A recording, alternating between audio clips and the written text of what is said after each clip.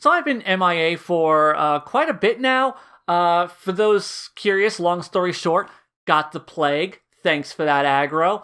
I was on the recovery end of that, and then I got like this really nasty infection that caused my cold to relapse and sent me to the ER because I needed antibiotics because urgent care wouldn't take my fucking health insurance. Thanks for that privatized healthcare. But that's okay. I'm on the recovery end. I'm doing a lot better. But, now there's like a new Pokemon game. And honestly, if I'm going to be real here, that's probably been consuming my life force more than either bout of illness did. So yeah, don't ask me about the game right now. I'm not done with it. I will do a video when I am done with it. This video is about something completely different. And I'm sure this video is titled something that already gives it away. I have no clue what the hell I'm calling this. But yeah, I'm transgender. That's a thing. It has been a thing. I went to Twitter recently, like during my bouts of illness, like in between there where I was at like peak healthy. I like went out with a friend and her and I had like a really nice like girl day out and I was feeling really good about myself. And I was just like, you know what, fuck it, I'm just going to come out. I'm just going to go to Twitter. I'm going to come out, which is kind of weird because me IRL isn't like 100% out. Like a bunch of my friends know, my family knows, a handful of my coworkers know, but I am not like 100% out. Like I'm sure a lot of people suspect it, but because I don't go to great lengths to hide it. But yeah, I came out on Twitter, mostly just because like I just like being closeted sucks. It does. Like having to like try to talk around the fact that I'm trans and present myself as this kind of gender non-conforming ally and like trying to talk about trans issues from a more personal place while also not acting like it is my personal place of experience. Most notable example was the Rocco's Modern Life video where I'm talking about the impact of like trans representation in media from a very personal place, but like I couldn't really like fully dive into it as such, and like kind of had to like talk around the fact that I was the trans individual talking about my experiences and just trying to sound more like a really staunch ally. But yeah, so I was planning on coming out on New Year's, like New Year, new me, like I said, and I just said fuck it. Like I just kind of pulled the trigger on that, and oh man, the outpouring of positivity from people was insane.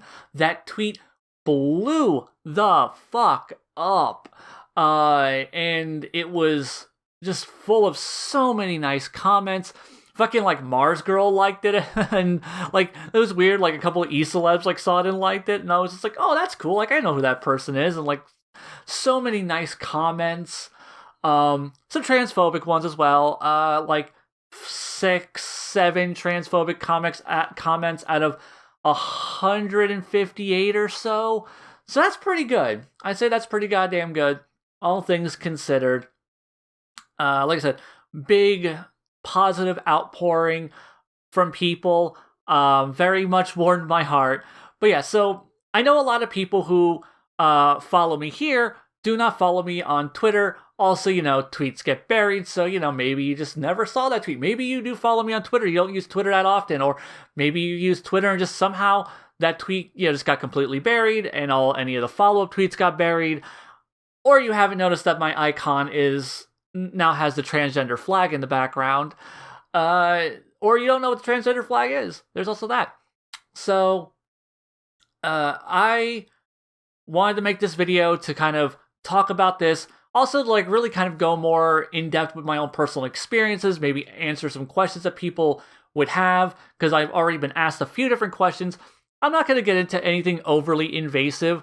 So, like, if you want to ask me something like really personal, like, it's none of your fucking business. Like, literally anything I don't talk about in this video, I probably don't want to talk about in general.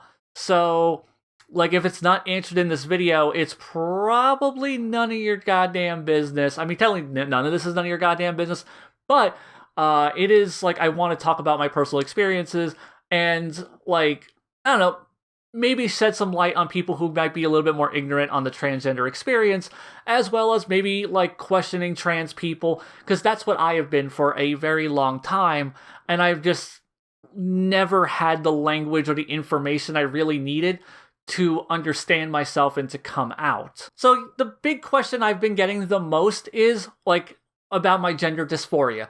How long have I had it? Have I always known? Blah blah blah. I feel like that's like the most stereotypical like response you get from transgendered people, and it makes it sound like it's the only experience a transgender person ever has. It's like, oh, I knew ever since I was a small child, like 5 years old, that I was just never meant to be a boy, and everything was just wrong, and that is like that is a very common experience, but is not exclusively the only one. My gender dysphoria comes into play in a far more subtle fashion, and it was so like it was a more of a dysphoric undercurrent in my life and in my emotional state that I was never able to really pinpoint or put like a name to. I mean, shit, I didn't even know the term gender dysphoria until like 3 years ago. Like, and that's why, like, I feel like the whole transgender thing, like transgender education is so goddamn important, because you end up with people who are like me, who struggle and are miserable and can't figure out what the hell they are, because society has obfuscated that information from us, because they're scared that we might find out that we're transgender, or it'll make us transgender. You can't make anybody transgender. They are either transgender or they are not. All you can do is give someone the information that will allow them to understand that they are. That's why, like, that was the big point I was trying to make in my Rocko's Modern Life video. I'm like, I wish that it fucking existed when I was a child, but it didn't, alas. The idea that like you can, transition late in life, and my experience is a very, I don't want to say it's atypical, but it's not the narrative that you're always hearing. I didn't spend my entire childhood knowing I was meant to be a girl and feeling wrong in my body. In fact, I kind of like rejected girly things because I was a child, and you do what society like kind of informs you to do. Like, I was into like all like the generic things that kids are into, like Power Rangers, Ninja Turtles, because that's what marketing told me to be interested in. It told me these are the things that are cool, these are the things that everybody likes, even if I really didn't like them. I mean, I still love Power Rangers and Ninja Turtles, but there's plenty of things I go back to, and I'm like, why the fuck did I ever care about this thing? This thing wasn't cool. I realized like I was definitely one of those kids. I was very, very impressionable and malleable, because kids are all fucking stupid. They're all just malleable fucking balls of clay that you can just turn into whatever the fuck you want, honestly. For the most part. But yeah, I was always, told like, oh, that's girl stuff. Like, my mother would always tell me, like, oh, well, that's for girls. And I'm like, oh, okay, well, that's not meant for me then. And, I developed that kind of dumb boy mentality of, ugh, girl stuff. Even though, like, I thought dolls were cool, I really liked dolls. Like, not like baby dolls, but like, like Barbies and shit like that. Like, I kind of liked all that shit.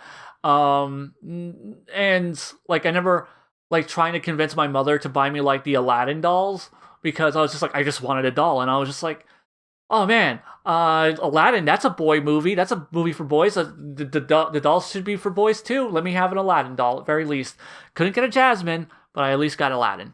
And basically, like, anything that society deemed acceptable for a boy to be into that was kind of considered previously feminine, I was all about. The moment that boys were, like, it was trendy for boys to have pierced ears, I was just like, I want my ears pierced. I wanted my ears pierced. Unfortunately, I could only get like my left ear pierced, because, oh, well, girls only pierce both, and if you get like your right ear pierced only, it means you're gay, because that's somehow a bad thing. So you need to get your left ear pierced. So my mother would only allow me to get my left ear pierced. And then was it when Power Rangers came around, and like Tommy the Green Ranger gets introduced, and he has long hair, and I'm like, boys can have long hair. I want long hair. So yeah, anything that was feminine that like was acceptable for boys, I immediately latched onto. Uh, Eventually, I get introduced to Sailor Moon. I mean, like my little sister watched it, but back then I was like when I was a kid, and I was just like, ugh, girl stuff. I'm gonna watch boy cartoons like Mortal Kombat. Yeah, no, my sister had better taste in fucking cartoons than I did as a kid, apparently. And I I get into Sailor Moon in my early teens, or just like 12 maybe. Like I was in middle school. I remember that much. And I get into Sailor Moon, and I fucking love this show. And I loved all the characters, and like more specifically what got me really excited is when I found out in the uncut versions, it's like, oh, the like Zoe and Kunzite are gay. Like, they're like Zoe Zeit's a boy and they're a gay couple. And I was just like, oh my god. Like I immediately, like the moment Sailor Moon like got an uncut release, like those awesome blue bricks, I would reach for it, it's over there, but I don't want to get up. The moment that became a thing, I was just like, I need to own this, because I really wanted to see like something like an animated series with gay representation. And when I found out that the Uranus and Neptune were lesbians, that they were also in a relationship, that was really cool to me, and I really wanted to see that uncut. Like, I always thought the cousins thing was really weird, but also, like, I was kind of a dumb teenager, so I was just like, oh, that's what they're saying. I didn't really quite understand what it meant, and I didn't understand shit. Like I would have picked up on that shit immediately. Like, now that I understand coding and I understand like how like anime gets censored, but back then I didn't really understand that as a thing. And of course, there were the Starlight Scouts, and I wanted to fucking see that season so bad. Oh my god, I was so excited. I was like, oh my god, they're like boys, but they turn into girls. Oh my god, that's so cool. So yeah, like I was super into the LGBT elements of Sailor Moon.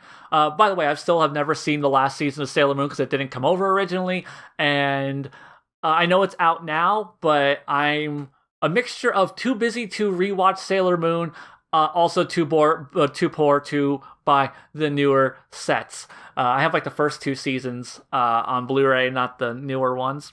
But anyhow, super got into the LGBTQ elements of Sailor Moon. It was really weird because like I would always lean into and feel like a very personal attachment to LGBTQ elements of entertainment.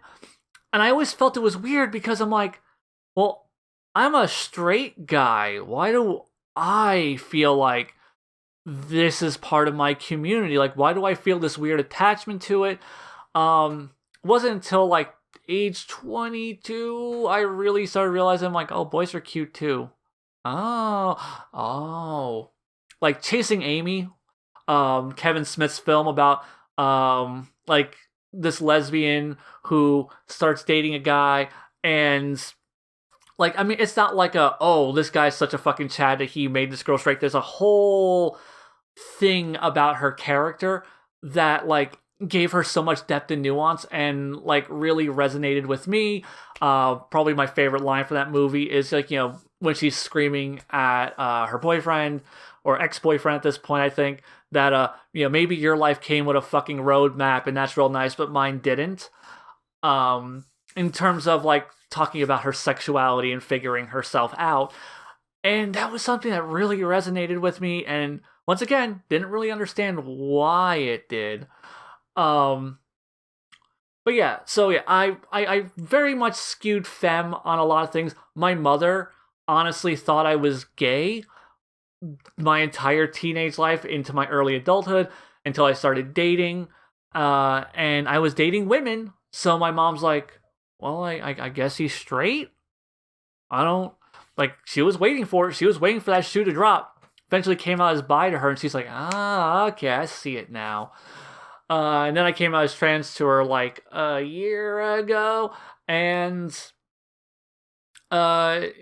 she was just like she was shocked, but also she's just like, I guess it also makes sense. Honestly, and same thing with my aunt. My aunt was just like, I've honestly like thought you were gay for so long that like you being trans makes a hell of a lot of sense. I just never thought of it as an option, and I was just like, oh yeah. So yeah, apparently my family had picked up on the fact that I was not heteronormative at very least. So there's that.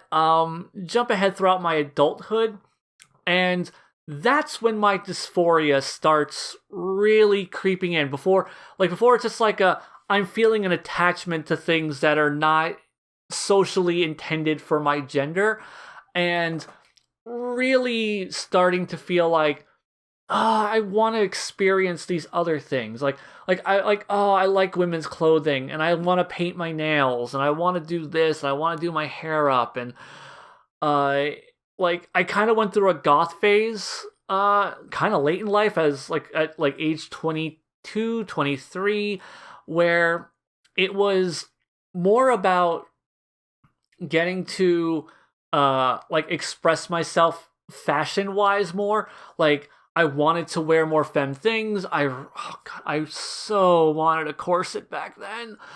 And it gave me an excuse to paint my nails, because I'm goth, I can paint my nails. But then I would paint them not black. I would paint them like a dark red or like purple.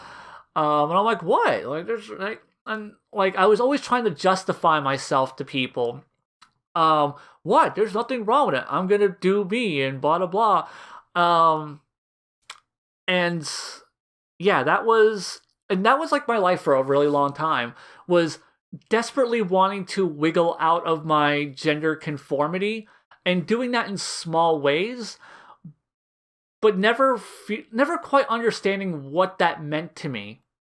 Because I had thought about a few times that I could be trans. I'd had other friends question me if I were trans, especially during that time period where I really, really, really just wanted to experiment outside of my gender conformity. People asking me if I was trans, and I'm like, no, I'm not trans. I'm a dude. But that mostly comes from the fact that I just I didn't really understand what it meant to be trans. Was my biggest issue. This is why trans education is very goddamn important, because if not, you end up with people like me who are horribly broken and miserable and don't understand their own feelings because we don't have the language or the information to tell us otherwise. I go a long time without really going outside of my gender norms, and it isn't until probably since I started doing the Dragon Ball stuff that I started painting my nails again. Very specifically, when I went to Tampa to hang out with Geekdom and all those guys, I was kind of being a bit more femme then. And everyone was cool with it. And then it was such a struggle for me, because I wanted to desperately get out of that gender conformity. And when I feel like one of my big breaking points was, and for the record, prior to all that, I would always take little excuses to cross dress. My job changed our dress code. I hated the new dress code, but one of the things I had in the dress code was you can wear skirts. And I was just like, well, my job isn't allowed to sexually discriminate, so I'm gonna wear a skirt to work. And I did that for 2 whole weeks. And that was fun. Everyone got a good chuckle out of it. And then my friends had a costume Halloween wedding, and I dressed up as Sailor Jupiter. Right before the first KamehaCon, a friend of mine was getting married in a Star Wars themed wedding, and I did Princess Leia. So any excuse I had to cross dress would be cross dress. I would take that opportunity. But unfortunately, I could only feel comfortable doing it in those kind of situations where it's kind of a thing and I'm doing it as a joke. Because a lot of people would ask me, it's well, if you want to dress that way, why don't you just fucking do it? You're not the type of person who gives a shit or cares about looking cool or being socially accepted. And that was the thing. I wanted to dress in women's clothes, but I didn't want it to be socially weird. I didn't want to be like, oh, there goes, there goes them, like, being all crazy and weird, dressing in women's clothes. No, I wanted it to be like, it's a normal thing. And I didn't want to be looked at as weird for it. I just wanted to be me. I wanted it to just be a normal form of self-expression and not this zany, kooky thing I'm doing for chuckles. Which also is another big indicator, because like everything else in my life, I have no problem doing as a joke. I just like being funny and entertaining people. So the mere fact that that specifically was a hang up for me was really should have been a red flag about how I feel about myself and my gender identity and all this other shit. But once again, I didn't have the language to understand it. Jump ahead a few years ago. I'm in Tampa. I'm getting to hang out with Mr. Fusion, who, if you follow them, you know that they're this kind of gender non-conforming person. And like, I was so enamored with like their confidence that they had, where they would just wear whatever the fuck they wanted, and I'm just like, I envy that so much. Like they like wore a dress to the convention that we went to, and I'm like, oh, that's so good. And like, I was so envious. Jump ahead to KamehaCon, and me and them are having lunch. I'm having lunch, or no, dinner with Mr. Fusion, and I start talking to them about like, I am so envious of you for being so comfortable to do this, because I feel so constricted. And they're like, well, you just like went to a fucking wedding dressed as Princess Leia. And I'm like, yeah, but that's like a fucking gag. Like this is just you. And I want that so badly. And like around this time, I'm going through like a pretty bad bout of depression. And I was just like, you know what, fuck it. I'm just gonna do something for me for once. And like, just, I'm going to finally indulge in this thing that I have been holding back on my entire fucking life. And I start dipping into, like, I start looking at women's clothing. Like, it was like a thing I had planned, and I put it on the back burner, for quite a while. After KamehaCon 1. And I eventually was just like, you know what, fuck it, I'm just gonna do it. I'm gonna go buy some goddamn clothes, and I'm gonna fucking feel good about myself for once, god damn it. And the moment, like, I'm like 20 minutes on Amazon looking at outfits and shoes and all this other shit, and I break down crying. I have a full dysphoric fucking meltdown. And I'm just like, what the fuck is wrong with me? I had never felt a feeling like this before. Like I had, because I had always had I had like a low key dysphoria my entire adult life, where it was like I couldn't really put words to it. It didn't really fit the narrative that I've heard from other trans people, so I always felt like it couldn't be being transgender. I didn't have genital dysphoria. I didn't mind having a dick. That didn't bother me, so clearly I couldn't be transgender. And like, so I'd always just rationalize it as like, well, I'm just, gender norms are stupid. I don't need to conform to these. I like, I just have body dysmorphia. It's fine. It's not, I'm not trans. I just, it's not that weird to hate the fact that my body is more masculine, that my shoulders are so broad and my waistline is not like more like curved. That's completely normal, certainly.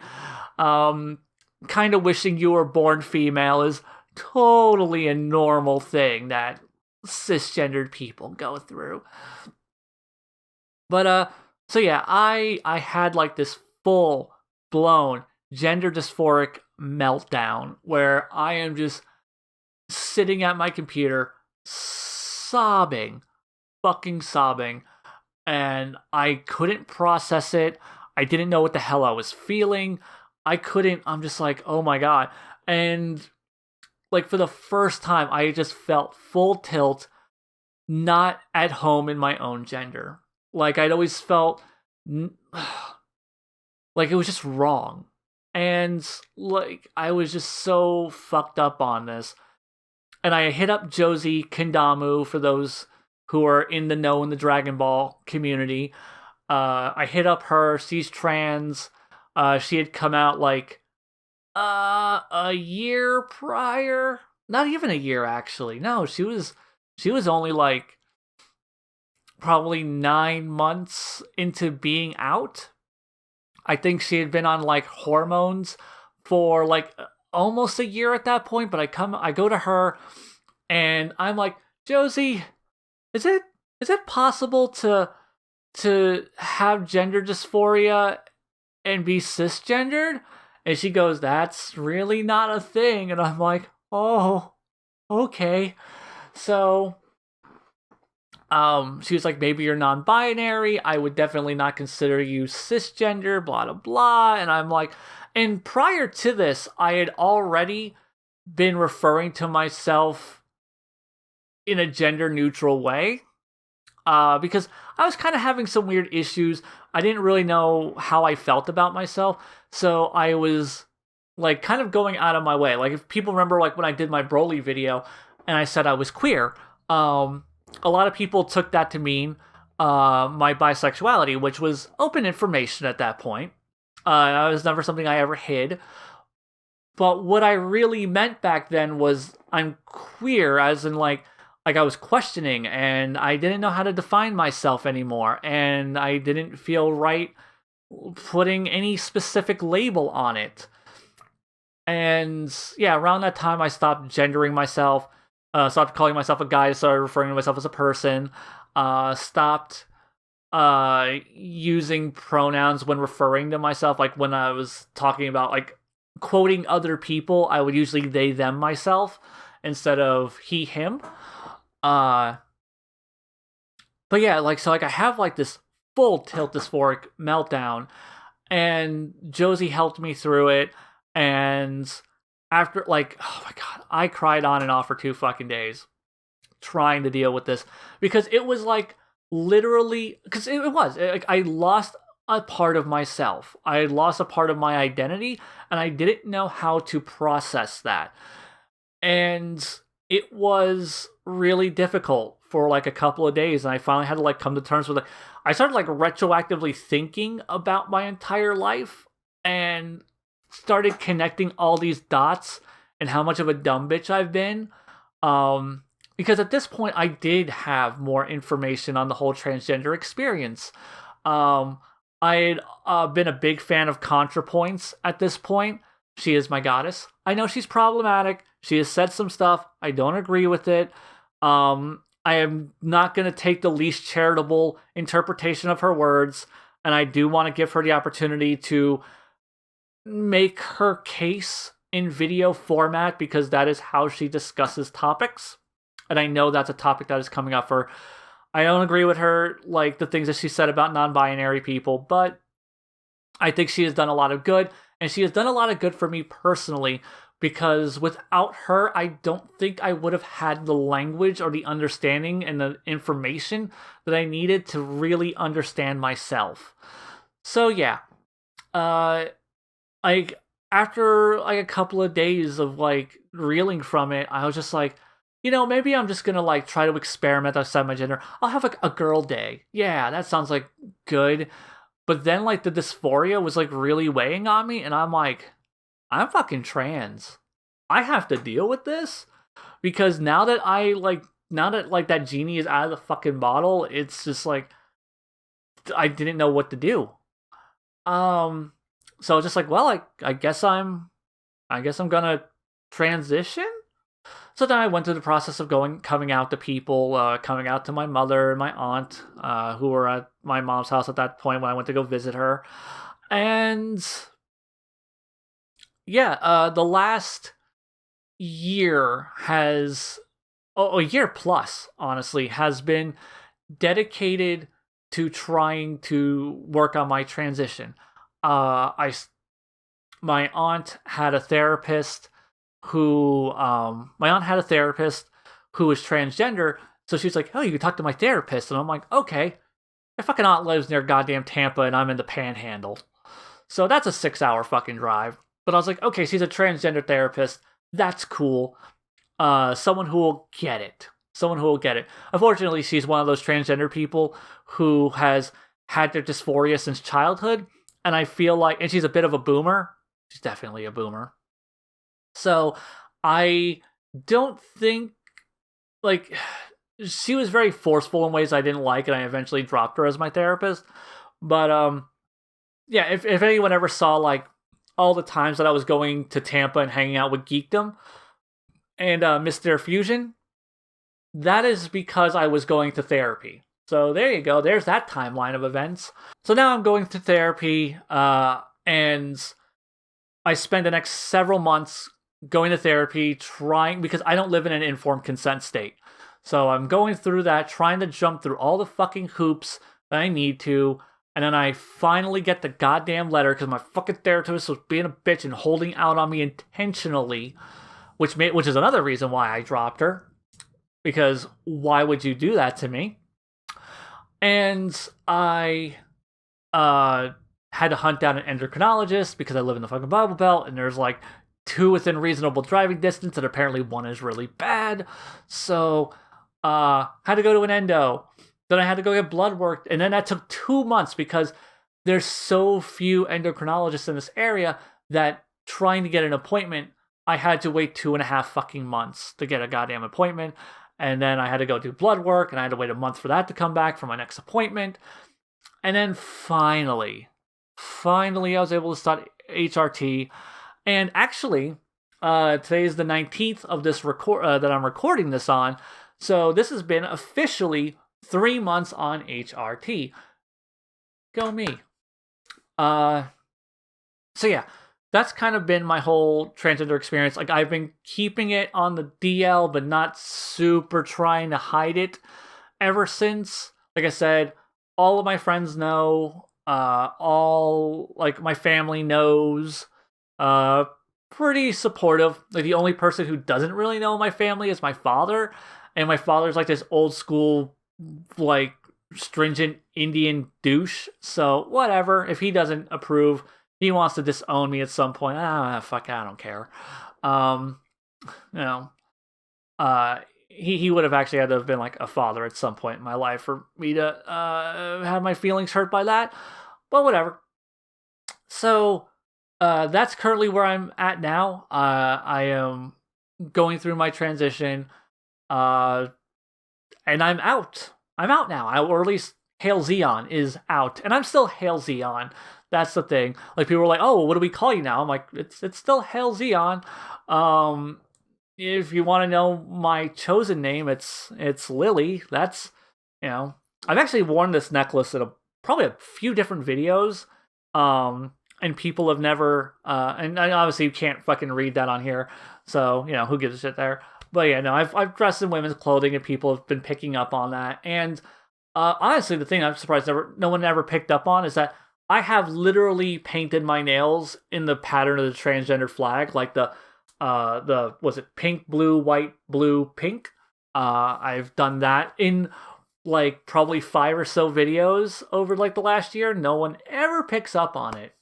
It was kind of my subtle like hint to other trans people who might be watching. But yeah. Honestly, I hope that this helps people like either understand like the whole transgender experience, because like it's such a complicated thing. It really is. And I understand people who are like, "I don't get it." It's fine. It's fine. I didn't get it. I was fucking transgender. I was kind of a piece of shit about it, honestly. Like I used to throw around words like fucking transtrender and not like really respect non-binary like identities, even though I personally am very gender fluid, which is also another thing that kind of like really hampered um my understanding of myself, because I was like, well, yeah, no, sometimes I feel really femme and girly, but that doesn't mean anything, because that's only occasional. Um, Not really realizing that I very, very, very rarely ever felt masculine. Uh, I would always either feel kind of gender neutral or femme. Uh, with the occasional every so often of, yeah, macho cool bullshit, like, getting hyped over wrestling, or just like getting pumped from watching Gurren Lagann, and just being like, yeah, that's like the manliest shit ever. Oh, I'm so fucking hyped. But yeah, I feel like that's kind of everything. Like, so yeah, like if you're questioning, like if you think like you don't quite feel right in your gender even a little, that's probably grounds to at least seek a therapist and find out, because I wouldn't want other people to go through what, like, I feel like I've missed out. Like, I wish I lived in a more, like, I wish I was born 10 years later at very least, so I could have had all these experiences, and I would have probably understood myself much earlier. Like, I probably would have transitioned. Like, if I were born 10 years ago, like if I were 25 instead of 35, I probably would have transitioned at like 20, 21, 22, because I would have been more open to these ideas, and I wouldn't have been like, I would have been more informed, and it would have been way more healthy for me. Now I kind of feel like I've missed out on a lot. Like, I missed out on the early adulthood that I feel like I probably should have had. I feel like I've missed out on having a childhood as a girl, and that sucks. I can't dwell on these things. But fuck. Oh god, I'm making myself cry. I need to end this. So yeah, if you're questioning yourself, definitely talk to somebody. Like, if you're gender nonconforming, it's fine to be non-binary, but like, maybe it is good to talk to somebody and try to figure yourself out, because I don't want any more people to have to feel like they need to wait till they're in their fucking 30s to goddamn transition. Like, Josie went through it. I'm going through it. I know some other people who are also dealing with similar things around the same age group. And it feels like it's just like, this is just a more accepting time to do this. And people, even though we have a fucking president who's literally trying to strip away what little fucking rights we have, like, like, just go for it. Like, figure yourself out. Try to. Don't shrug it off. Don't ignore it. Don't, like, just try to figure yourself out. And like, if you think you're trans, don't put that off, because you're gonna end up like me, where, like, I'm the happiest I've ever been. I've felt like I have gone from having this low key depression to it being completely alleviated. Like, I don't have it anymore. Like, I still get depressed about certain things, like the economy and healthcare and uh police brutality, because the world is just a horrible, depressing place that we live in now. Or actually, it has always been. It's just that now we're more informed about it.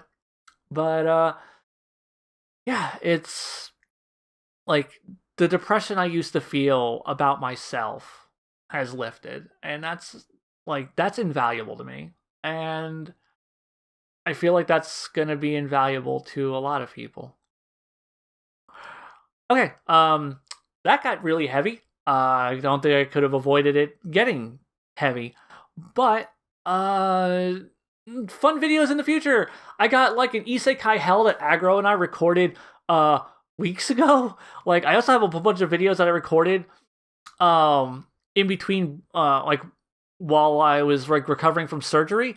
So yeah, you're gonna see a whole bunch of boy mode me videos. Honestly, there's really gonna be a big difference between boy mode me and girl mode me, because I'm still gonna wear like fucking nerdy t-shirts and shit. I'm just gonna be like wearing girl pants every so often, and my hair's probably gonna be done up a little bit. Hopefully at some point this will all fucking go away. Blah, blah, blah, blah, blah. But yeah, look forward to actually fun content and not this heavy emotional bullshit. Yeah!